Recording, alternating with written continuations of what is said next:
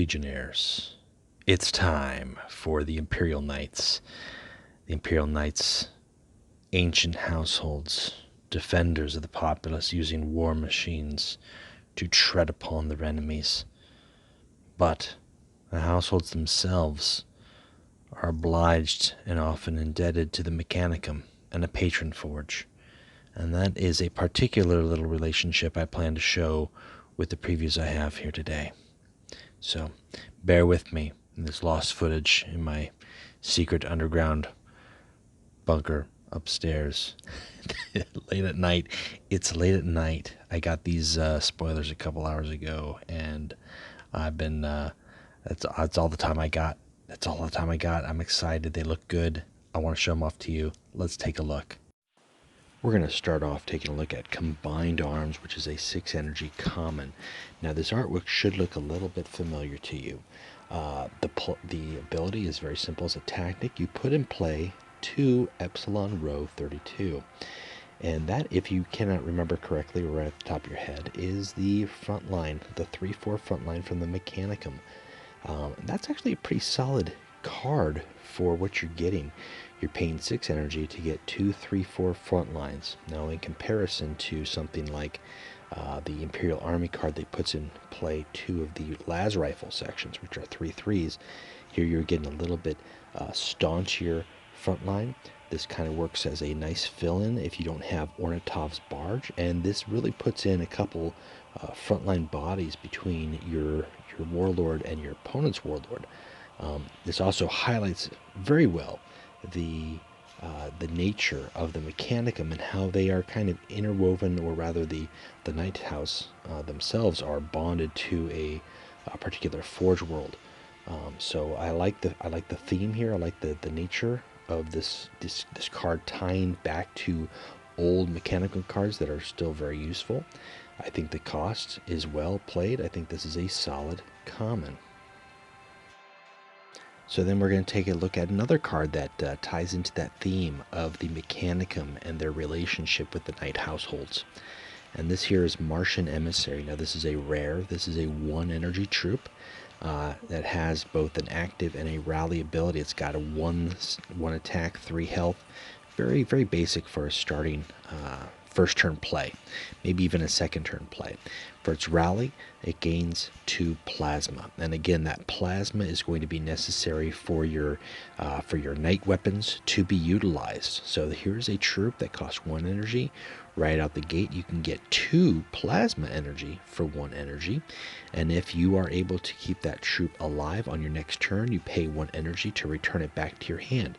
This is actually a very nice card, especially if you can find ways to bolster its health, potentially give it shield or protect it with frontline. It's really a low-cost unit that's going to require your opponent's attention. Otherwise, you're going to be able to use it a second time, maybe even a third time, and gain a lot of plasma resource just from this one card.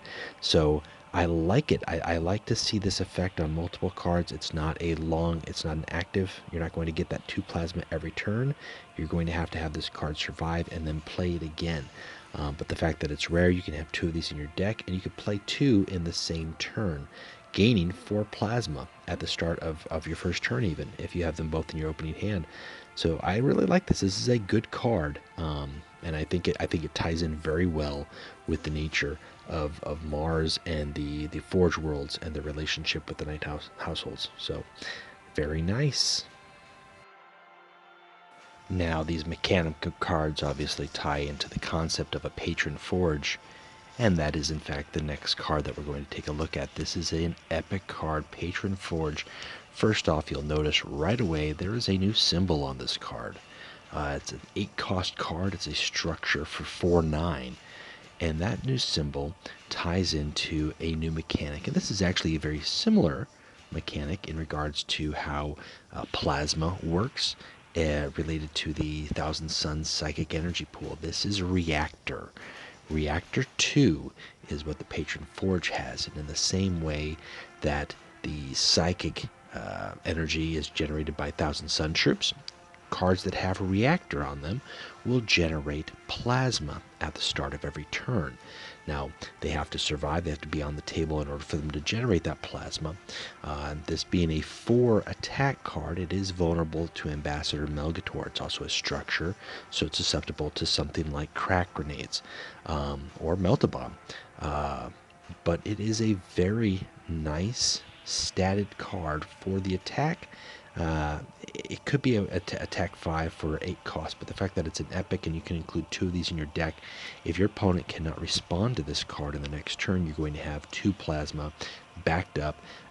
But the kicker is the ability here, and this ability is very nice. For 2 energy, you can put a weapon in your hand and it costs 2 less. Your Patron Forge is creating or upkeeping your knight weapons, and you can use this to create multiple weapons through the course of the game that are going to be even cheaper to play, that you can then play or replace the weapons on your warlord and exercise whatever action or attack that you want to with those weapons. This looks like a very, very nice card. And depending on the number of weapons or the type of weapons that are available to Imperial Knights, it allows you for some versatility. You can change up your war gear mid-stride.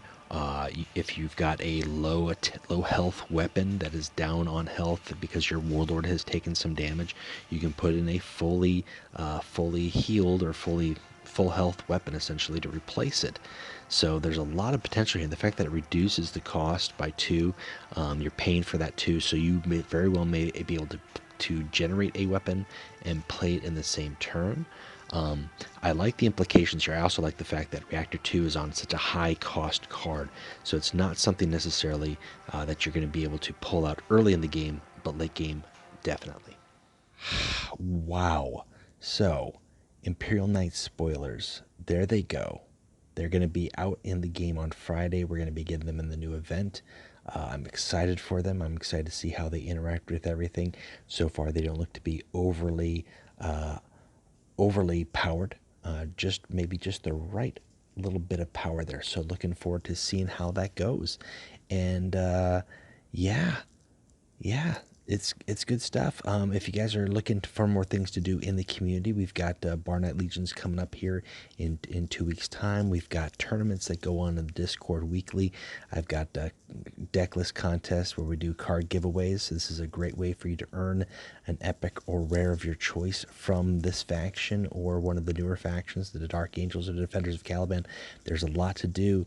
Get involved, keep playing Legions, and until next time, I'll see you later. Bye.